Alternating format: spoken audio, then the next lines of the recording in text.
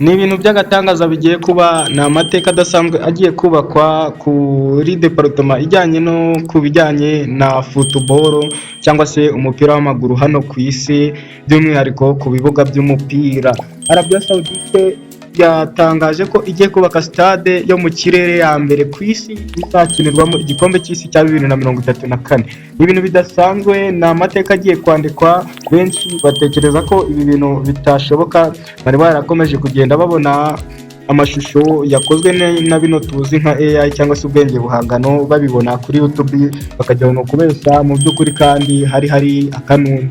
Abakunzi rero b'umupira w'amaguru ku isi batunguwe n'amashusho yakwirakwiye ku mbuga nkoranyambaga agaragaza igishushanyo gishya cy'ikibuga cy'umupira kitezwe kubakwa muri Saudi Arabia, kizaba kibaye icya mbere ku isi ya stade yubatse mu kirere, izahitwa Sky Stadium cyangwa se Sky Stadium, ikazakira igikombe cy'isi cya 2034. Guha ikaze rero muri aya makuru tukuzaniye, ugiye kwiyumvira amateka agiye kwandikwa muri Saudi Arabia, ugiye kwiyumvira igiye kubakwa. Ni mu gihe hari hasanzwe izindi stade nubwo zitari zigize, ariko nazo zari zubatse mu buryo butangaje, aho nka stade bita Marina Bay Floating Stadium iri muri Singapore, ni stade ireremba ku mazi, stade ikoreshwa mu bitaramo, imikino ndetse n'ibirori bya leta. Hakaza n'izindi stade ziri ku isi nka Otmari Hotspur Stadium iri muri Switzerland, ni stade iri hejuru cyane y'imisozi muri metero 200, aho abajyayo bakoresha twa tumodoka two mu kirere tuzwi nka cable car. Rero ya Saudi Arabia igiye gusa kandi ko kubaka stade iri mu kirere hejuru cyane, hejuru ngira ngo amashusho muri kuyobora rero agaragaza Neon Sky Stadium izubakwa mu mujyi mushya uri gutegurwa witwa The Line. Ikibuga kandi kikaba kibumbatiye ubuhanga buhanitse, kizubakwa hejuru y'ubutaka hafi na metero 350. Abakunzi b'umupira w'amaguru rero bari kumva ko ari ibintu by'agaciro, ni ibintu football iri kujya ku rwego rwo hejuru. Zizaba zihakikijwe, biteganya ko iyi stade izaba yakira kandi n'abantu 46,000 gusa. kandi byatumye benshi bibaza niba koko iki gitekerezo gishoboka mu by'ukuri, hakibazwa uko ibihumbi by'abafana binjira nuko basohoka banyuze muri esanseri cyangwa se lift zihuta cyane. Uburyo bwo kwirinda rero impanuka n'umutekano bazagenzurwa hejuru y'ikirere, ndetse ibindi bintu bisekeje birimo uko umupira usohotse mu kibuga wazajya uhanuka y'abantu.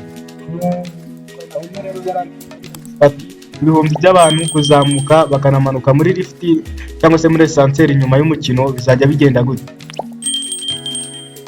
Aragira ati oya rwose ibi ntibishoboka. Undi arongera aravuga ati tekereza umunsi umupira ukubise mu mutwe mu ijoro cyangwa se uvuye hejuru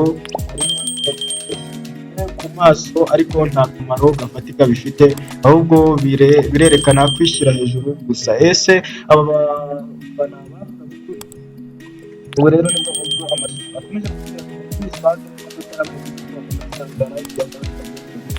yakwirakwiye ashobora kuba ari ayakozwe n'ubwenge buhangano AI. Iki kibuga rero cyemejwe nk'umushinga wa leta wa Arabia Saudite. Ifoto n'ibishushanyo byashyizwe ku mbuga za Neom umwaka ushize bagaragaza ko ari igishushanyo mbonera cy'iki kibuga, nubwo kitari hejuru cyane nk'uko bigaragara mu mashusho mashya, kandi ku rwego rwo hejuru. Riyadh ikaba yaratangaje ko Sky Stadium izaba ikoresha imbaraga z'amashanyarazi akomoka ku zuba n'umuyaga, bikazagira kimwe mu bibuga birengera ibidukikije ku rwego rwo hejuru ku isi ndetse no mu yindi migabane. Iyi nkuru rero irashyushye cyane ndetse yagarutsweho na Daily Mail, Pakistan bikaba byaragiye bivuga kuri iyi nkuru. Ese nibyo kugaragaza ubushake igitekerezo kuko gishobora guhindura imyumvire birengera ibidukikije. Uretse Sky Stadium, Arabia Saudite kandi yamaze gutangaza imishinga yo kubaka ibibuga 5 bishya harimo nka King Salman International Stadium iri kubakwa i Riyadh, izakira abantu barenze 22 izubakwa mu mwaka wa 2029. Ndagushimira rero twabanye kuri uno muyoboro, nimba ukunda update wasanditse subscribe kandi 5 kuri 5 tujye tubana mu makuru n'ibiganiro nyura kuri uno muyoboro. Ndagushimiye rero, ciao ciao.